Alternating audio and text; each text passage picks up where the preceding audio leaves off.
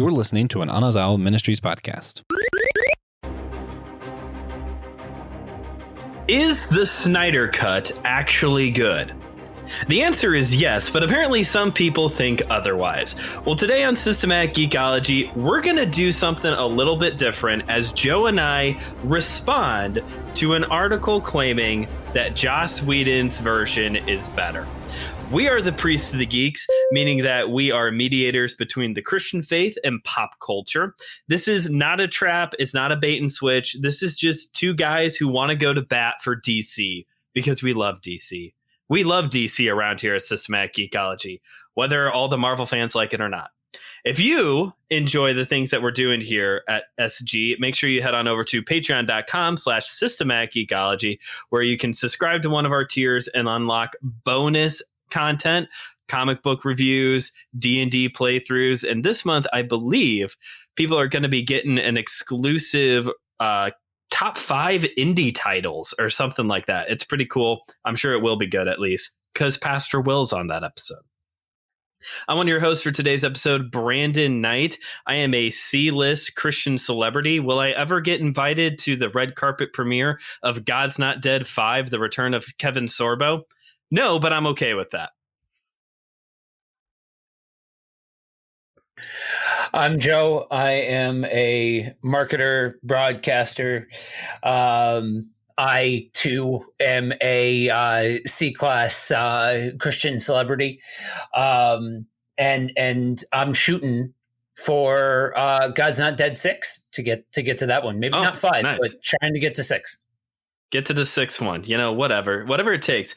You know, if this gets cut, it's fine. But the God's Not Dead films are starting to turn into like our version of horror films. They just don't stop coming out. They just keep coming.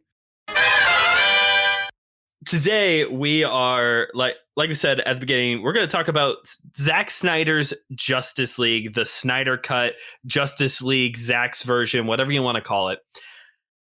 This was an exclusive release on HBO Max last year that fans had been petitioning for, and they finally got it released. Because, in case you missed it, there was another version that was released in theaters, directed by Joss Whedon.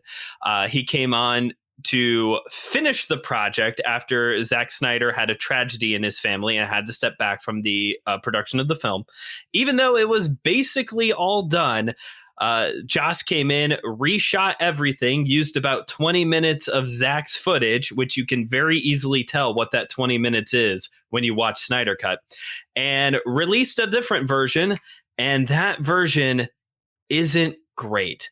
But apparently, Joe, some people think otherwise, because about a month ago, CBR, who is not like a casual geek news site, that's one of the heavy hitters of geek news, along with Bleeding Cool, they released an article citing 10 reasons why Joss Whedon's version is better than Zack Snyder's. And I pitched the idea to you to do an episode about it. And I sent the article over to my brother, who's a big fan of our show, Joe. And I sent it over to him to see what he thought about the article. And his response to me was, what did the article actually say? I threw up after I read the title. That's awesome. Bradley is a big fan of SG, but he is also the biggest fan of the DC Extended Universe. So in part, Bradley, this episode is for you today. One thing, I'm going to address the elephant in the room, and then Joe, I'll give you opening remarks. Joss Whedon apparently isn't a great guy, as recent events have revealed, even within the past week, as now cast members from Firefly have come forward about his conduct on set. This episode is not going to be a bashing of Joss Whedon's character. We are here to bash a film that he made, not his character. That being said, we don't necessarily support Joss Whedon and the things that he has done in the past, but this episode is not to rail on him. Joe, is there anything you want to say before we dive into this article? No, I'll tell you the same thing that I'll say the same thing that I told you when we were when we were talking. Those of us that grew up in the era of Buffy are not surprised in any way, shape, or form that Joss Whedon is not a good dude. There's reports of his misconduct dating back to then, and it's, it's one of those things. This is a little bit of separating art from artist. If you want to go and look at the saga of the different things that are the different things that have been said and done and all of that kind of stuff, feel free. But this is not, there's too many other things to discuss when with all of this, that getting stuck there doesn't really do anything, and honestly not what this show is all about. Yes, that's true. We are not a cancel culture podcast. We are here to talk about art. And in this case, one of them's really good and the other one was directed by Joss Whedon. So, and just for context, folks, I have read this article. I know what's coming. Joe is going in blind. So we're going to get some, what we all are here for. We are here for fresh, shooting from the hip Joe responses. That's what we come to these episodes for. But are you ready to get this started? I think so. Think so? All right. So the number 10 reason why Joss Whedon's version is better than Zach's, it isn't overly long. Is Snyder Cut too long? No. I mean, in short, no. It's when you have something like Snyder Cut and you have something like this situation, you got to remember that the original context for this was a trilogy of movies that would have been somewhere in the ballpark of 2 to 2.5 hours. And so basically you had all of that jammed together all into one shot at trying to tell a story. And and that honestly says a lot, that you have all of this stuff condensed down into 4 hours, right? Sure. And then that told a more coherent story than Joss Whedon did. Yeah. That says something to me. That's true. And that is something that I think what a lot of these are going to be is it completely rules out the context of this was supposed to be a 2 to 3 part film series, not one giant film. And also that the HBO version that Zack Snyder got to release, they finally did the thing that they should have done the whole time and just let him do what he wants. In all these other films, there's been restrictions, there's been AT&T getting involved, and then you have issues. You have issues out the wazoo with all of these films. And a lot of these issues that CBR is going to raise, a lot of these points that they're going to raise, is going to completely dismiss the context of this is out of continuity, at least for now. It's out of continuity. And they finally got to let Zach do what he wants. Is 4 hours a long time for a movie? It is. I mean, you have to invest a lot of time into this. Is it long? I will say I'm a guy who needs a good story the whole time. And by about the 3.5 hour mark, I was like, okay, we need to wrap this up a bit. But for me, just like thinking about, okay, so what would I cut to shorten the film length? Like there were some shots that Snyder has in his version that are like Peter Jackson level Lord of the Rings scenery shots. Like there's some of those scenes in the film. If you cut those, you're taking your runtime down from 4 hours to 3 hours and 58 minutes. Like it doesn't change that much. So no, like it is a long movie. 4 hours is not, easy to get through. But I don't know how you tell this story well. Like you were saying, I don't know how you tell a coherent story without Zach going long. Yeah, especially with everything that's at play here.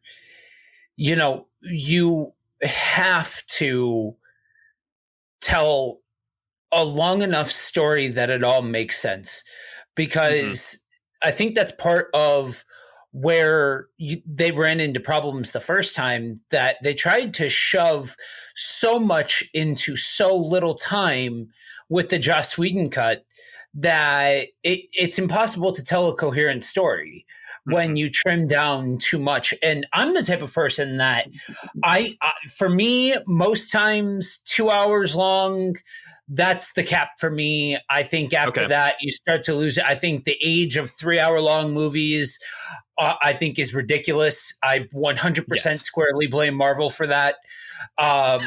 Same thing with Lord of the Rings. Like, I have a lot of choice words to say for the people who created 6 hour long movies. I think you're insane.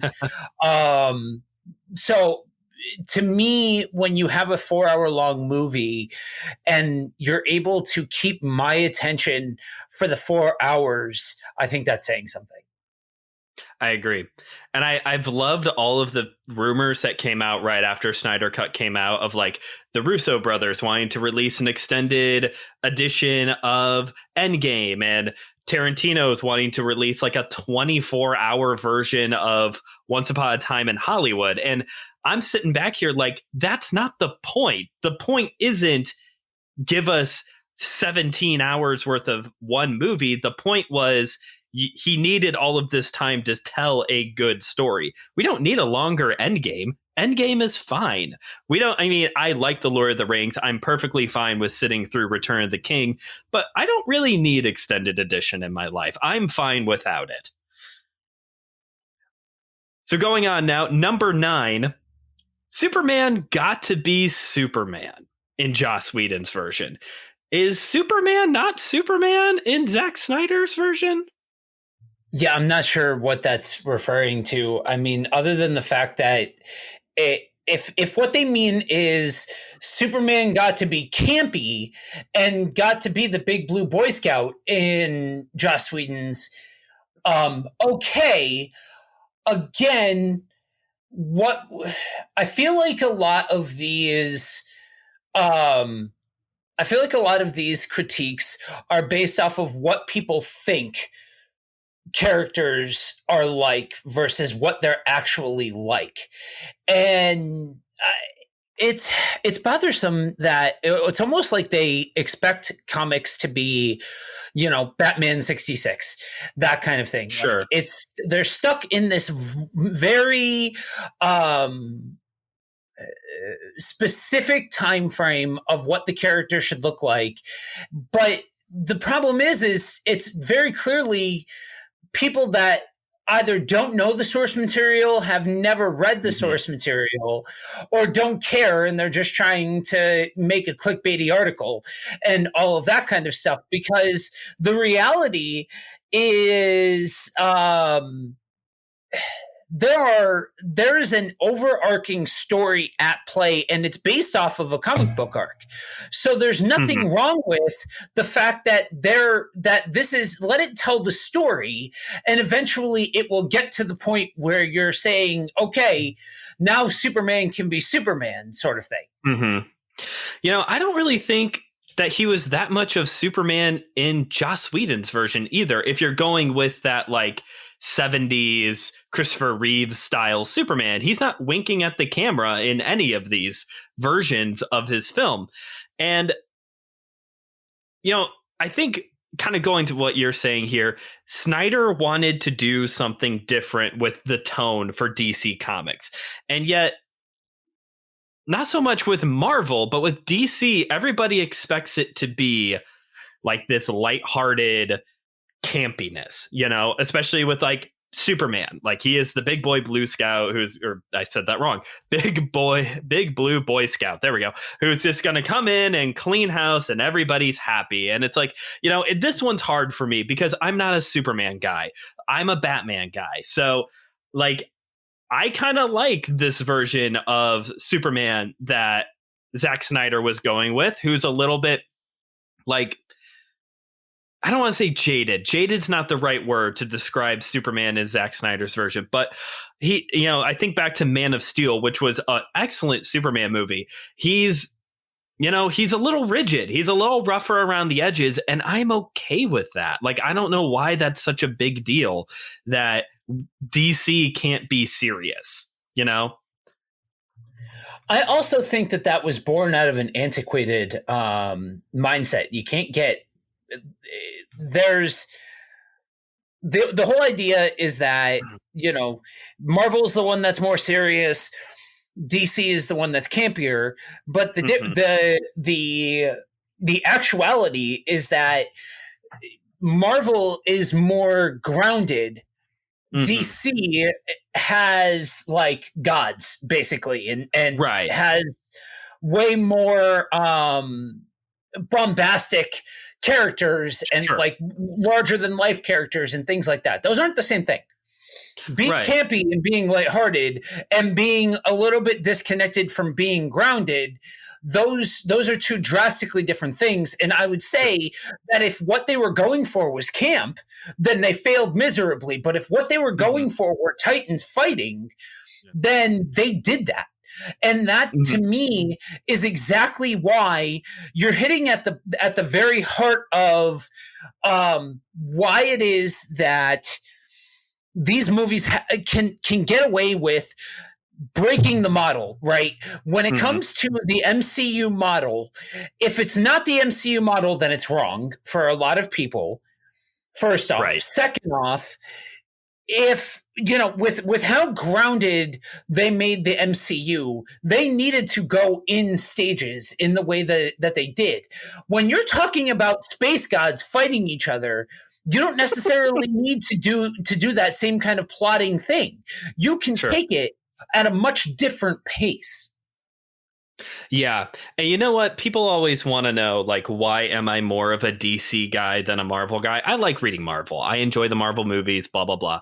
But it is that divide. I like that DC is more fantasy, to use a word. It's more legends. It's gods and sorcerers battling each other out than the Marvel more grounded approach. I live in the real world. Why do I want real world in my comics?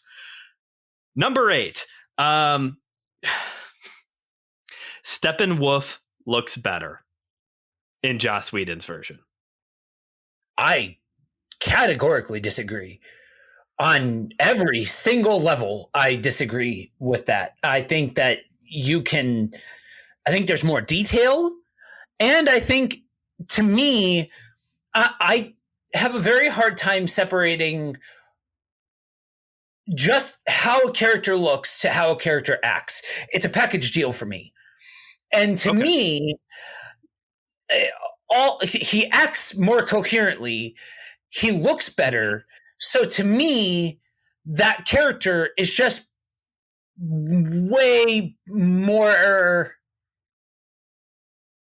It's just presented better in compelling. Zack Snyder. Huh? Would you say compelling? Is Zack Snyder's version more compelling? Yeah. Is that the word you're looking for? Okay. Yeah. I don't like. In general, I think DC needs a bigger budget on the CGI in general. Like, especially since they do go for more of this for their fight scenes, especially the ones involving like Superman or Shazam. Like, they're the cut scenes basically from the Injustice video games. Is how they shoot these fights. And I think in general, they could do better with like a higher budget on the CGI. But I read that and I was like, what's the big deal? Like, they both kind of look bad. And that's even like, I was reading like what he has to say here. He says that both versions look bad. I'm like, well, then why is this an argument?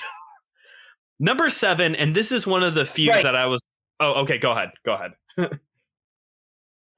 Well, that's the thing, right? Like with this, it's so much regurgitated opinion that what you just said is exactly the problem. Like, you have people that just out and out don't want to like this.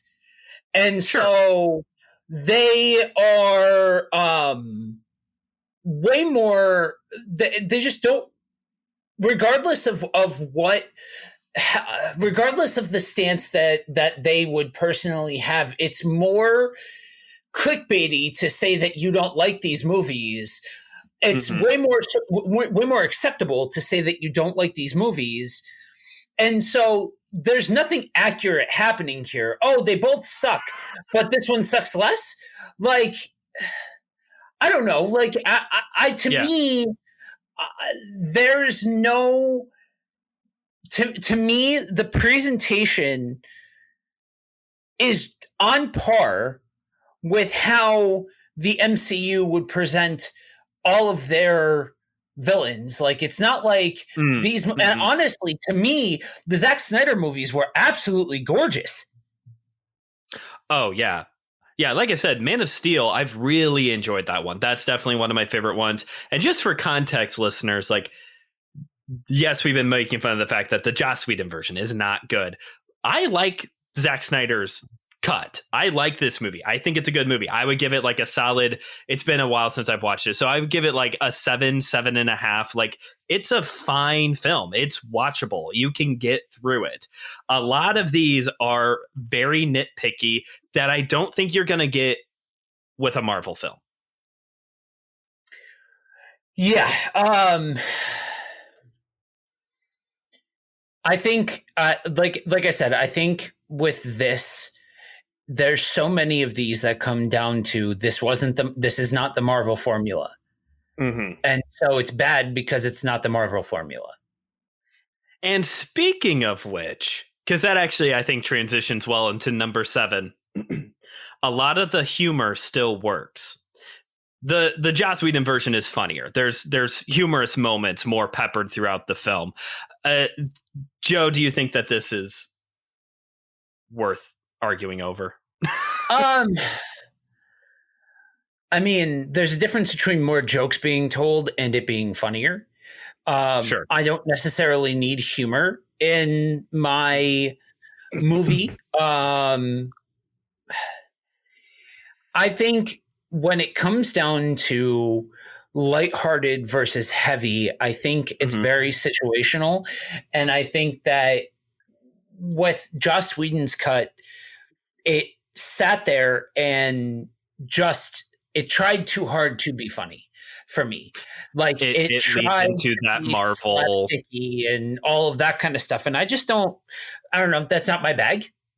Yeah. Yeah, no, I would agree with that. I think he definitely tried to lean more into the Marvel, that slapstick humor that Marvel likes to pull out that sometimes works really well. And then other times I just groan out loud because you're taking me out of the moment with this joke. I will say, though, of the Joss Whedon version, I did really enjoy, the only scene that I liked in that movie was the one where they're about ready to go into battle and Aquaman accidentally sits on Wonder Woman's lasso of truth, and he just starts saying all these real nice things about everybody. Well, the entire rest of the time he's been in the film, he's just been like trashing everybody. That part I enjoyed because it was clever, because you didn't see him sit on the lasso. But I don't think Zack Snyder removing that from his version really, that doesn't change anything. Yeah, no, if anything, I think the attempts at, I think cutting down on the attempts at humor allowed for a more coherent story to be told. You know what I mean? Yeah. Number 6. Whedon's doesn't unnecessarily kill Cyborg's dad. So they kill off Cyborg's dad. Sorry, spoilers. They kill off Cyborg's dad in Zack Snyder's version. And apparently that was unnecessary. Is that unnecessary? No, it's called character growth. It's called a character arc. And sometimes death needs to happen for a character arc to happen. This is okay. So here's what y'all came to. Now you've done it. Okay. So if if you don't kill him off, you end up with Joss Whedon's cut, and the character has no impact. If we try to give the character more impact and more emotional resonance, then you didn't need to kill him off, and you did wrong for that. These are people that are trying to find a reason to say any version of this movie is bad, and that's really what you're going to hear a lot of when it comes to these movies. Give it a chance. Half the people that I hear say that they don't like it are people that have never seen it. They're just regurgitating whatever their favorite YouTuber said about it and all of that kind of stuff. Take 4 hours of your life, watch the movie. Don't expect it to be a Marvel movie, and develop your own opinion about it. Sure. And for me, like, okay, yeah, maybe was it necessary to kill off the dad? I don't know, but at least Snyder used Cyborg. Like, when you watch Whedon's version, you completely forget that he's even a character in the film. And which has also, going back to not bashing, we're not gonna stay here long, but that's part of the whole reason that he's being bashed right now because of his treatment of Ray Fisher. Right. Number 5. Wonder Woman reveals she never gave up. I have no idea what this is even talking about. One key sticking point with fans about Zack Snyder's DCEU is the revelation that Wonder Woman gave up on humanity after World War I.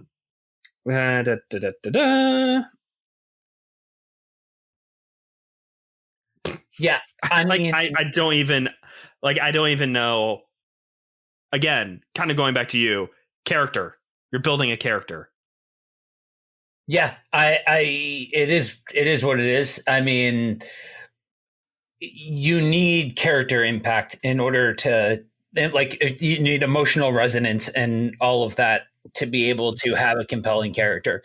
And this is just an example of whatever direction would have been the wrong direction. Number 4, Darkseid isn't a weak punk. This is the issue of Darkseid is one of those points where I do wish that maybe they would have leaned a little bit more into the Marvel side of things and not tried to get to Darkseid so quickly. You know, should they have waited 13 years or whatever it was before we finally got the big fight between the Avengers and Thanos? I don't know, but I think it would have benefited if maybe like Steppenwolf was just the villain the whole time, a little bit more like how Joss Whedon did it, and have Steppenwolf be more of the villain the whole time, and then looming in the shadows is Darkseid. I don't know. What do you think? I think that people, by the time that this movie came out, people were used to there being a clear-cut big bad, Thanos, things like that. And I think that there was never enough story to be told to be able to accurately say this one way or the other, to be able to give an assessment of the kind of character that he was and things like that. And my question is how many people that are actually reporting on this understand the character of Darkseid? Because it's like Thanos. Most people had never heard of Thanos before the MCU. A lot of people had never heard, unless you are a comic book fan.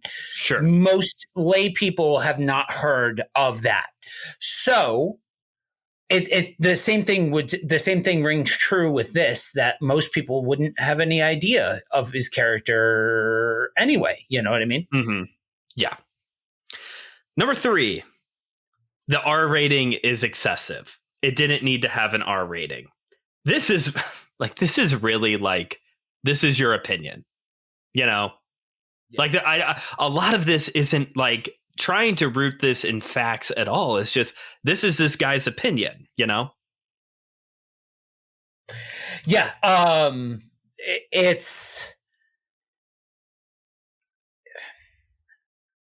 very clear with this list that this is just, like you said at the top, like we're getting into nitpicking territory. Like At PG-13, it would have been too soft. At R, it's too hard. You know what I mean?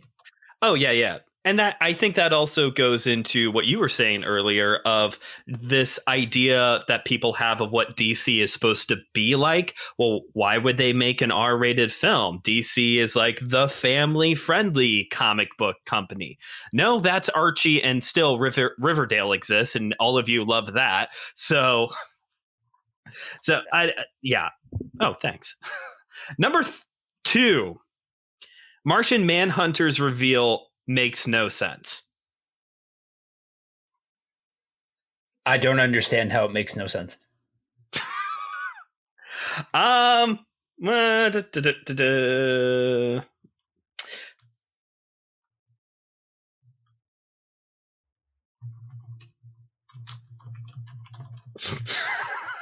Oh my gosh. Okay, can I just read this to you?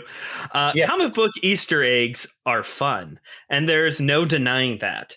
So the problem with the reveal that General whatever was actually Martian Manhunter the whole time has nothing to do with him appearing in the Snyder Cut, and everything to do with how little it makes sense. Like with how powerful Martian Manhunter is, why did it take him this long for him to do anything to help people? I don't know, but you're all fine with it with the Eternals. Yeah. I mean, that's it in a nutshell. Like, I'm all for. I understand that AT&T / Warner Brothers seem like they are allergic to making money in a lot of regards, and I understand that they don't have the same goodwill attached to their projects as Marvel does. But the reality is that we're seeing some of the same exact things that Marvel went through and does, and all of those kinds of things. And I think this also goes back to what we were saying earlier of like, to some degree, this is within its own box. This is not canon. This is not, part of the anything universe. This is its own film, basically. So does it not completely make sense? I guess not. But maybe if they would have let him tell the story he wanted to from the get-go, maybe we would have had those precious Easter eggs that you wanted so badly. Before we do number 1, would you like to take a guess what the number 1 reason why this version is better or is worse than Joss Whedon's? See, I would have gone with the whole Superman thing first as my number 1. So now I'm fascinated to even know what they say the worst one is. Okay. Number 1, the post-apocalyptic ending was awful and unnecessary. With a picture of, sorry about that glare, with a picture of Jared Leto Joker right there. Please take the ball first. So this is coming from somebody who I am not a fan of Jared Leto. I think I have a very hard time separating art from artist.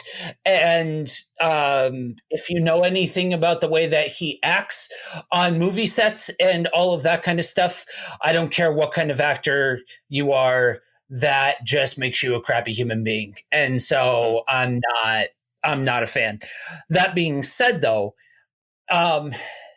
it gave context. Like, the thing that everybody complained about with the first one is this scene has no context and anything like that. They finally gave context. Like, that's this is squabbling over nothingness. This is just taking these opportunities to nitpick and things like that. And honestly, this shows people that have no idea what they're talking about with the source material. This is pulled straight from the comic book pages. This was literally a whole thing where Darkseid wins, and then they have to go back in time. And it's a whole setup that they're doing. It's called letting something breathe. If you don't have stakes, then it does not matter. But this is the same. This is the same thing that I watched that I watched fans get up in arms about with the finality of the DC or of Marvel's first major story arc, with needing to have weightiness to the whole thing, and people don't want to see the downside of it. But at the same token, if you don't have these losses, then the wins don't matter. So what I took from that was you don't like 30 Seconds to Mars. I don't, actually. I think that they've got one overrated song and the rest of them are absolutely garbage. Okay. So barring the conduct of Jared Leto, if your whole reason for not liking these movies is because of his version of the Joker, get over it. Seriously, get over it. You know how much screen time he gets? It's minuscule compared to everything else. He's barely in these movies. Is it good? Is it great? The Suicide Squad version Joker, maybe it's not that good. Okay? It's not Heath Ledger, and that's what you all want. You just want more Heath Ledger. I get it. This is me in the hot take seat for once. I think Heath Ledger's Joker is overrated. I think the Dark Knight trilogy is a product of its time, and in another 10 years, people are going to start agreeing with me. That being said, now I've made Pastor Will mad because I know that's his favorite version of the Joker. But back on basis, like, guys, come on, get over it. If that's the whole reason, that's the whole reason. Number one reason why Joss Whedon's version is better is because you don't have the apocalyptic scene with Jared Leto. Forget your list, man. Like what you were, you took the route of this is the version with Darkseid wins, To me, if they just would have let Zack Snyder actually take the ball and run with it, what have they been hinting at the entire time between the Joker and Batman is that we live in a universe where death of the family has happened. Jason Todd is dead. Red Hood is somewhere. Like, there's so much potential. I ate up that monologue that Joker has. I ate it up because it was just so full of references to that. That's what I want. I want the death of the family film. That would be amazing. Dark. Nobody wants it, but probably you and me and my brother. But that's what I want. And the Nightmare, I think that's what it's called. It's the Nightmare verse, that with the letter K. Nightmare verse, depiction of the end time where Darkseid takes over. I think people have a hard time with it because Snyder took a very artistic approach with it. Because at points what is it? That one's Batman versus Superman. It's when it happens for the first time. It just kind of happens and it's jarring and it makes you go, I wonder what's going to happen next. People don't want that. People just want a straightforward, and this is something different now. Yeah.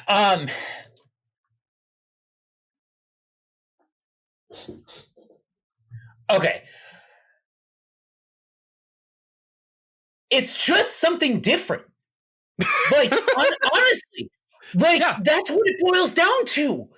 Is there's all of this hubbub of, I just can't get into DC. I just can't get into these movies because they're not color-coded candy. Because they're not M&Ms. Because they're not the same regurgitated movie. I'll say it. Marvel movies are the same regurgitated movie over and over and over again, and they made 10 years worth of money off of doing it. There you go. Yeah. You know what I mean? They found a formula, they stuck to it, and they had 10 years worth of success milking it. And the whole big reason why they are running into so many problems now is that they are trying to diverge off of that, or they're running out of material and all of those kinds of things. Mm-hmm. And we are seeing the fact that more and more stories can be told using comic book IP. Like, that's the reality. Like, I so want a comic book horror movie. I so Yes. want a comic book thriller. These different subgenres of using comic book characters to be able um, to be able to tell a story past good guy, bad guy, good guy wins at Mhm. the end. Like there's more story to be told, and comics are about more than just that. So Yeah. being able to tell something different and to have something different, that matters. You know what I mean? And to me, Mhm. the only major sin that these movies have committed is that they're not paint by numbers, color coded, cotton candy, the same movie over and over and over again. You know Mhm. what I mean? Like, and to Mhm. me, you have an entire world's worth of stories to be told that matter. Okay. Mhm. Like, it's not just, to me, these movies, they tell the best story when there's stakes. And when there's stakes, that Mhm. means that bad guys have to lose sometimes. Mhm. And that's the thing that people are showing their hand when they say these movies aren't good because they're unnecessarily over the top, or they're unnecessarily Mhm. dark, or they're unnecessarily this. Like, that just goes to tell me that you have no idea what you're talking about when it comes to the actual source material. I said it. Mhm. One of the most defining story beats for Batman that informed an entire generation's worth of stories was the fact that a Robin got murdered and got literally beat to death by a crowbar. That is what Mhm. happened. That is the weightiness of the situation, and then was blown up in a bombing. Like, that's literally Mhm. what happened. And now And you try to add this in. Oh, it's unnecessary. It's over the top. You just don't like y'all it. You know? Y'all, you voted for it too. Like, that was the thing about the Death in the Family finish, is that people could vote how it ended, and that's what people wanted. But DC's the more family-friendly comic book company. Exactly. Exactly. Okay, so we just ran down 10 reasons why Joss Whedon's version is apparently better. Joe, what is like your number one? He's rolling his eyes. Maybe we should have did this one live. Um, Joe, what would be like your number one pitch for watching Snyder Cut with all of this up in the air now? So what is like your one line? Here's why you should watch this movie. Um, if you shut off your comic book big brain and you just go in to watch a popcorn flick, I think this movie is so immersive and has so much story to tell that if you stop trying to look at it like a Marvel movie and you just watch it for being a movie, I think it tells more than enough story to be able Mm-hmm. to keep your attention for 4 hours. And I will say this, because I agree with all of that. So I will add this for my reason. Joss Whedon really did Cyborg and Batman and the Flash dirty in his version. Personally, Yep. I don't think Whedon has any idea who Batman is. Not a clue who Batman is. And the treatment of the characters are a lot better in Snyder's version. And also, I wouldn't say he's one of my favorite directors, but I like a lot of Zack Snyder's movie telling techniques, especially his use of 60s pop songs, which he's been doing before Guardians of the Galaxy made it cool. So just keep that in mind as well. I think he did it first. Anyway, so yeah, that would be, I think Zack Snyder is a good director. I enjoy his movies in general. He did wonders with Watchmen. So I would say for a director and for character treatment, check out Snyder Cut. The big thing that Joe and I have been harping on, really though, this entire time is just give it a try. Just try it. Just sit down, go to your local pharmacy, get some of those, dollar movie popcorn or movie theater candies, get an Arnold Palmer, sit down and just enjoy, have a movie night. where Joe and I live, it's been like -8 for real. Like you just need to be inside for a little bit and just watch a movie. Just turn off your brain and taste and enjoy. And this is where I want to shift now into the more spiritual minded conversation here at Geekology. Thinking about this idea of like, just give it a try. Just give it a try. Psalm 34, verse 8. Oh, taste and see that the Lord is good. Blessed is the man who takes refuge in him. And Joe, one thing I do when I prepare sermons, when I do my own Bible studying, whatever it may be, I always ask the question, what does the text say? What is being said here?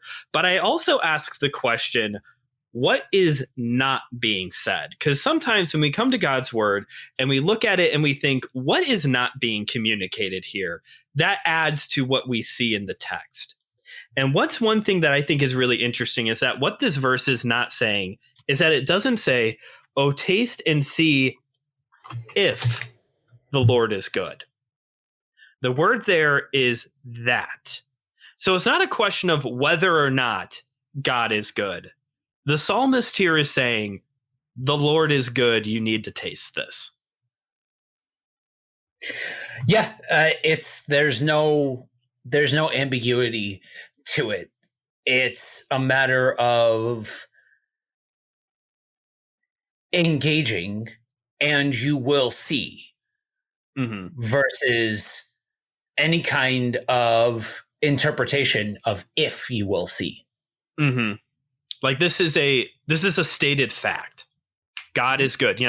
I think we both grew up in Baptist churches, so we both know the God is good all the time, and all the time God is good. It's the cheesy thing we say.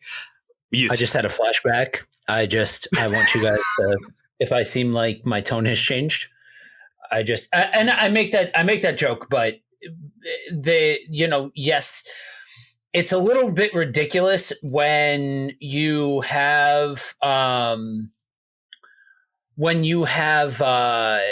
these different little phrases and things like that. Mm-hmm. But the reality is this, right? I'm going to do with you guys what I do with the rest of my shows. And to quote great philosopher Michael Rosenbaum, for those of you that don't know, Lex Luthor on Smallville, he has a podcast. And he says on his podcast, the longer that the red light's on, the more likely it is that you're going to get vulnerable in front of it. So I'm gonna borrow a page out of his book for a minute. I stepped into this episode beat up. But life sucks sometimes. That's the reality is life sucks sometimes. Mm-hmm. The good news that keeps me going is that past life sucking, God is always good. Mm-hmm. Let that sink in. Let that really marinate. Because when we realize that, and it's not contingent on what's going on in the present, then that whole thing changes. That whole paradigm of how it is that we view God changes. And if we look at the entirety of God, then we know that God is good all the time. And regardless of the little, quaint phrases and things like that, we need to put that into the practical, into the every single day of it all. Yeah. This past Sunday, I preached at a church on Psalm 30, which is the famous verse, "You have turned my mourning into dancing. Joy, there may be pain in the night, but joy comes in the morning." Is some of the famous lines that come from Psalm 30. And I talked about this idea that a lot of times in Christianity, we try to create joy. We try to, be joyful. We're going to be joyful people. Here's the thing. Joy is good.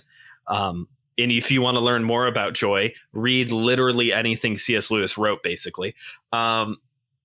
As he explains that joy is basically this idea of getting a taste of God now. It's that hopeful, longing expectation of what is to come, and we get a taste of it right now. We don't create joy. The big turn in Psalm 30 is this idea that God, you, God, have turned my mourning into dancing.